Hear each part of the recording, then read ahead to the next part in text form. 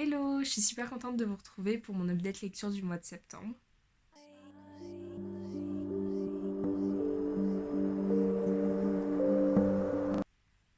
Ce mois-ci, j'ai énormément lu parce que j'étais encore en vacances et du coup, j'ai lu 15 livres et mangas.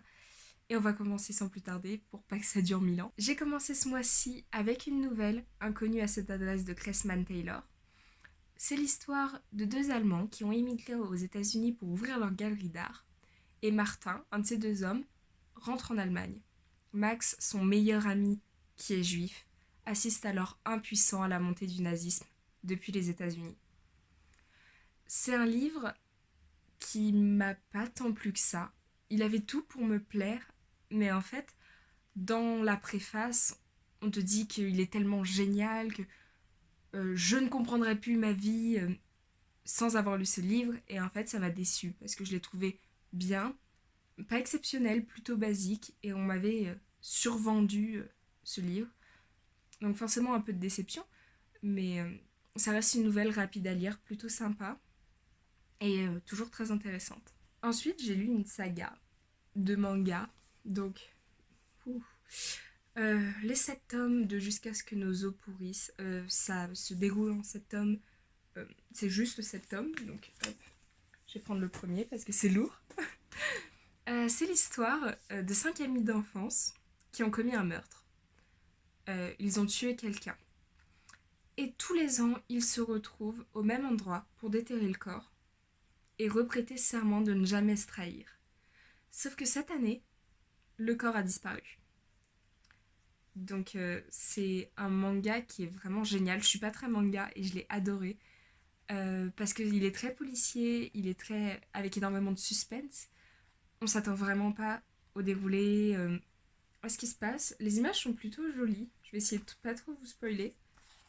Les images sont vraiment jolies. Euh, il est vraiment trop cool. Et ce que j'adore dans ce genre de manga, c'est que il y a 7 tomes, c'est dit dès le début. Et il n'y en a pas un de plus, il n'y en a pas eu 40 000, ça se finit, il y a une fin. Et c'est toujours ce qui me fait peur avec les mangas, que ça ne s'arrête jamais. Donc je l'ai beaucoup aimé, je vous le recommande vraiment si vous aimez les trucs un peu dark, un peu sombre, il est vraiment cool. Ensuite, j'ai lu Corito de Victor Dixon. Donc déjà, ce livre est magnifique, l'édition est trop belle. C'est l'histoire de Roxane. Roxane, c'est une gamine qui vit dans les bas-fonds, qui travaille pas très bien à l'école, qui sait qu'elle va rater son bac, rater sa vie. Et en fait, elle est sélectionnée pour être boursière d'un stage de sciences infuses. Le stage de sciences infuses, ça permet normalement à des jeunes riches d'avoir tout simplement tout le programme du bac euh, implanté dans leur cerveau, de réussir donc le bac, leurs études, et d'avoir un bon métier. Roxane est donc sélectionnée pour ça, et elle s'envole vers les îles Fortunées pour intégrer tout le programme en une semaine. Mais comme le dit si bien la quatrième de couverture, l'unique frontière sera notre cerveau. C'est un livre qui est vraiment un coup de cœur. Je l'ai adoré. Euh, je l'avais commencé, mais pour beaucoup de raisons, je l'ai arrêté et je l'ai repris ce mois-ci. Et il est vraiment bien. Il faut juste réussir à rentrer dedans, parce que c'est de la science-fiction, donc c'est forcément plus dur qu'un livre, que d'autres livres. Mais il est vraiment calme, puis tout explose, tout part dans un chaos qui est incontrôlable, et c'est vraiment, vraiment hyper cool à lire, hyper intéressant. Et l'édition aussi est magnifique. Il y a des pages en noir, il y a, y a énormément de petits détails d'édition qui sont vraiment trop trop beaux. Donc je le recommande beaucoup. Ensuite, je vais vous parler d'une trilogie. Donc c'est la trilogie Intuition de Rachel Ward. Hop hop hop. Euh, en fait, dans ces livres, on suit tout d'abord dans le tome 1 l'histoire de Jem. Et Jem voit la date de mort des gens flotter au-dessus de leur tête. Et en fait, un jour, en se baladant avec un garçon, elle remarque que tout le monde a la même date de mort, qui est le jour même. Il s'enfuit et un énorme attentat explose au centre de Londres. Et ils sont donc les premiers suspects. Ils décident de partir et s'ensuit une cavale impressionnante. Je suis pas fan de ces livres. Ils m'ont déçue. Après, il faut savoir que c'est des livres qui ont été écrits il y a assez longtemps. C'est des livres qui datent de 2010, je crois. Et du coup, il y a beaucoup de choses qui ne se font plus maintenant, où il faut prendre plus de pincettes, où il faut faire plus attention qu'à l'époque, c'était moins courant. Déjà, un point de vue positif que j'ai envie de souligner. Dans le premier tome, le premier personnage secondaire est noir, et dans les deuxième et troisième tomes, le personnage principal est noir. Je pense que ça arrive assez peu souvent pour que ce soit précisé et mis en avant. Mais c'est des livres qui traitent des sujets limites, de sujets compliqués comme le viol, être enceinte à 15 ans, de manière un peu trop légère à mon goût. Mais c'est notre époque. Je pense sincèrement que ça aurait été mes livres préférés quand j'avais 14 ans. Euh, mais du coup, ils m'ont un peu déçue. Et je suis vraiment restée sur ma faim. Ensuite, j'ai lu une duologie. Donc, c'est Les Prix de Vincent Villeminot, le tome 1 et le tome 2.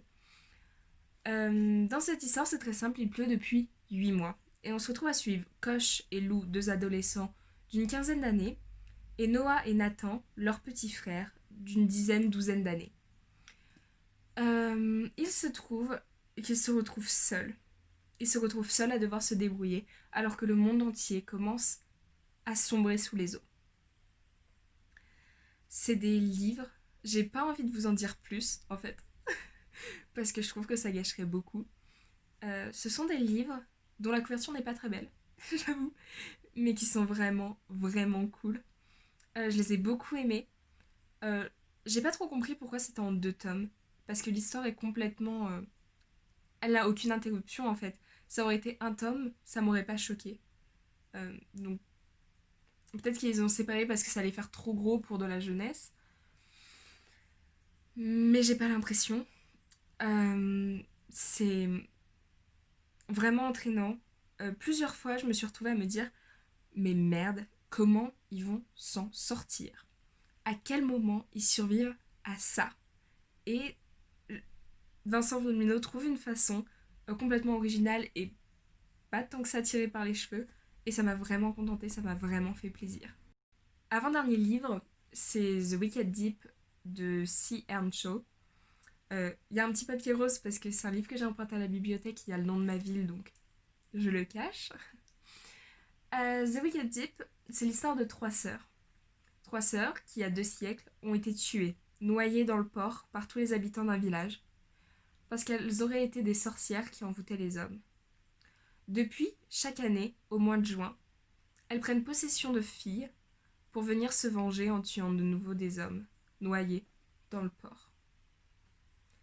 J'ai pas envie d'en dire plus, pareil, parce que je pense que ça gâcherait totalement la surprise. On suit une jeune fille qui habite dans cette ville, à cette époque de l'année, et rien de plus à dire. C'est un livre que j'ai réellement beaucoup aimé. Déjà, il est magnifique. Je suis un peu triste de ne pas l'avoir dans ma bibliothèque, du coup, parce qu'il est trop beau. Mais surtout, c'est une histoire mais d'amour, de vengeance, et en même temps de pardon. Ça a beaucoup... ça transmet vraiment de bonnes valeurs, tout en étant hyper intéressant. Tous les personnages sont cool, ils sont attachants. J'ai adoré ce livre.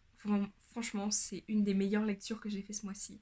Je suis trop contente de l'avoir lu, et je le conseille à toutes les personnes qui aiment bien les trucs un peu sorcières, un peu romance, c'est un peu tout en fait. C'est pour un peu tout le monde du coup. Et le dernier livre de ce mois, toujours emprunté à la bibliothèque, c'est Tous les bruits du monde de Singrid Berfret.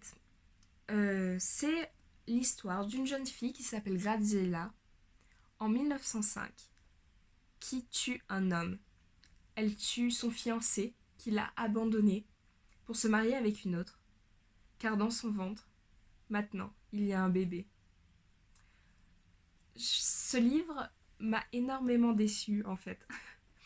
Je suis un peu triste de finir sur une note négative, mais je m'attendais à une histoire, un thriller avec beaucoup de policiers. Je m'attendais à un truc vraiment dark, tout en restant du young adulte, mais beaucoup plus dark. Et en fait, je me suis retrouvée dans une histoire un peu de romance, un peu d'aventure où il se passe pas grand-chose. Et en fait, je me suis ennuyée. Les 100 dernières pages sont bien, mais sur un livre de 400, ça fait court. Je pense pas que c'est parce qu'il soit mal écrit ou quoi que ce soit, je pense juste que c'était pas adapté pour moi. Je m'imaginais quelque chose de tellement différent que j'ai forcément été déçue et ça m'a forcément repoussée de voir que c'était pas ce que je voulais. Donc évidemment, je vous recommanderais pas ce livre, mais si vous aimez les histoires d'aventure, les histoires plutôt calmes, c'est sûrement fait pour vous, là où c'est pas du tout mon style de livre. Voilà, cette vidéo touche à sa fin. J'espère qu'elle vous a plu et je vous souhaite une bonne journée ou une bonne nuit.